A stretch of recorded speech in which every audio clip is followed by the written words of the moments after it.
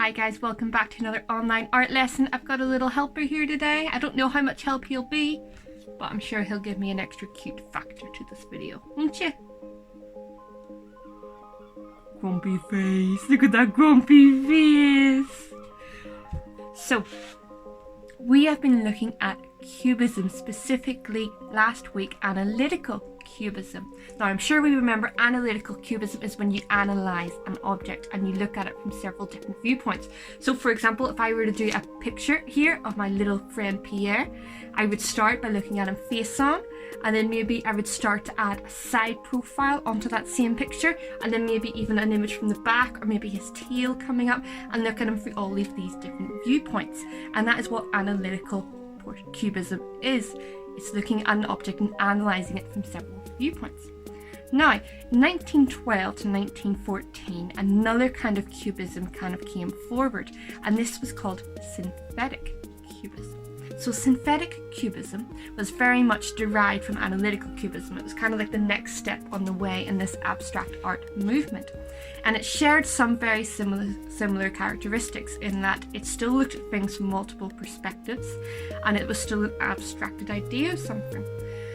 But it came about because Braque and Picasso, two names we know very well by now, so we started to realise the more that they looked at these multiple viewpoints and the more they looked at analytical cubist artworks, the more simplified these shapes and lines became, and the more flat their paintings became. They started to have a real lack of depth as they started to portray things from these multiple viewpoints. And they kind of ran with this. They found this really interesting and they started to experiment with it. And this is what led into synthetic cubism. And they also had a lot more fun with colours. Whilst analytical cubism is very much dark, dull colours, synthetic cubism is bright, pop, vivid colours. It's a bit more in your face, bold. It was also the birth of collage art. Picasso and Braque found that to add texture and more pattern to their work, they would take items from different newspapers, from magazines, even from cardboard and cigarette packets, and include them in their artwork to add that extra bit of detail, pattern and texture to it. For example, Picasso made this portrait in 1912, and he made this out of newspaper clippings. Can you see the portrait here?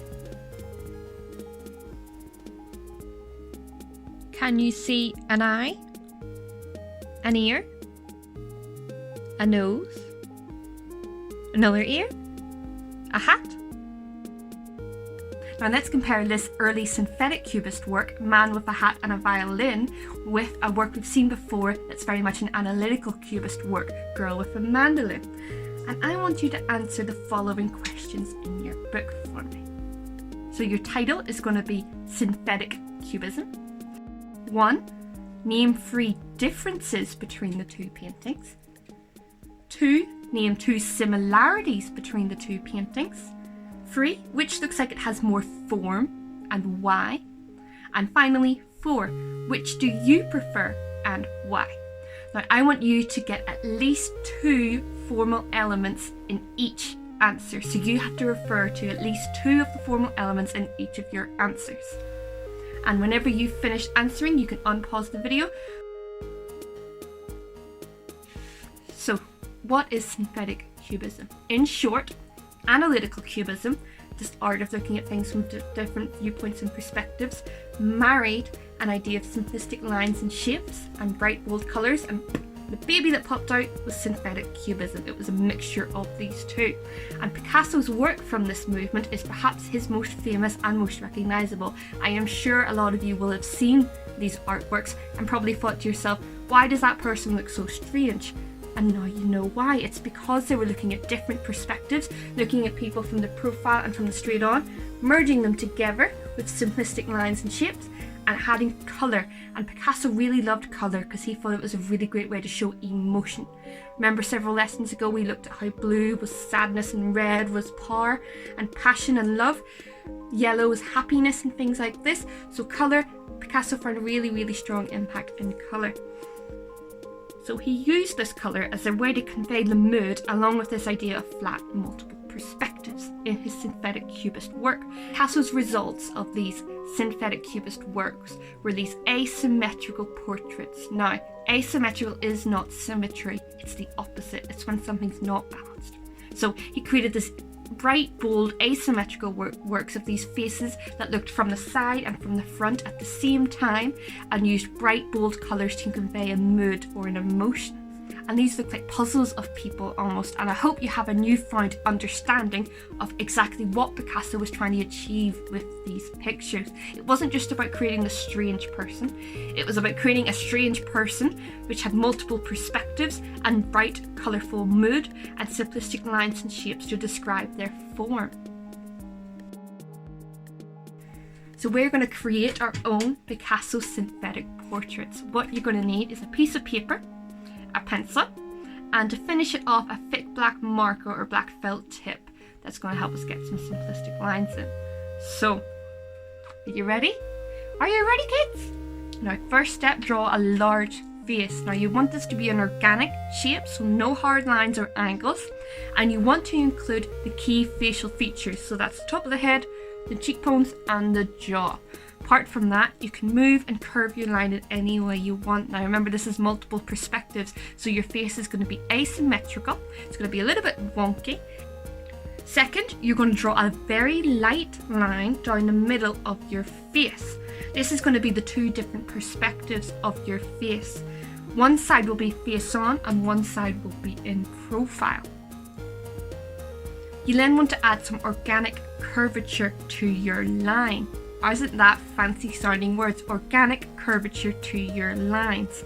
This means you want to add a little bit of a curve to show the forehead. You want to add a very simplistic nose outline. Think of like an L shape. And you want to add some lips as well. But it's up to you, the emotion that these lips have. They could be really happy, they could be really sad, they could be just a bit, they could be pursed lips, they could be any kind of lips you want. But you want to make sure you have no hard angles or lines here. I love the organic curving lines. Now, third step, you're going to add your eyes. Now, remember, one side of your face is going to be face on, the other side is going to be in profile. So these eyes are going to be facing in slightly different directions, and it is up to you if you want them both open, one closed, both closed, or the other one closed. Any way you want to do this, that's completely fine. They must be made with simplistic shapes. So think of our detailed, realistic eye we did a good couple of lessons ago, and think of those first simple steps to create the eye shape that was very circular. You want to use this knowledge you have to create these eyes now. And these eyes can be any design you want. If you want to stylize them a bit, feel free, so long as they are simple. And remember, they do not have to match, they do not have to be in proportion. Now that we know the rules of proportion and we know how to make things realistic, we can bend these rules, and we can bend them really, really well. Fourth step, nose and lips. You want to add detail to your nose and lips. Remember, simple detail, simple lines, simple shapes, organic lines, curving lines. And then finally, any other details that you fancy. Do you want to have hair? Do you want to have fancy earrings? Do you want to have a big pile of boom headphones? Do you want to have a hat, clothes, background? Anything you want. Add some personality into this through adding in some extra detail. Once you've finished, you're going to outline your work in a thick black pen and leave it there. Do not colour your work in. Let me get close. Do not colour your work in. That is next lesson's work, and we're going to look at our colour theory again to help us do that.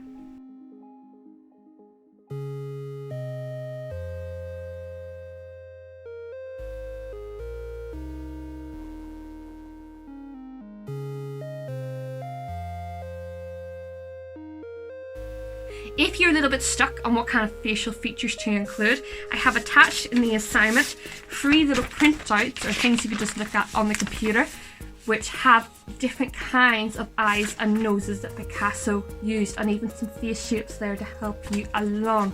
Feel free to have a look at these, to have a steal of them.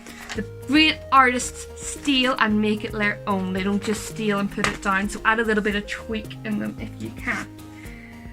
And that's our lesson today, to create a synthetic portrait cubist artwork that we are going to colour in next week. Please upload your work onto the Teams assignment. Any questions at all, reply to Teams, post it on Teams, send me an email, anything you want, and I hope to see you all again soon. Bye bye.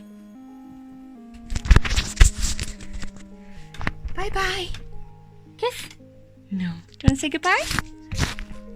Daisy wants to say goodbye. Bye bye. Kiss. Kiss. Daisy, kiss.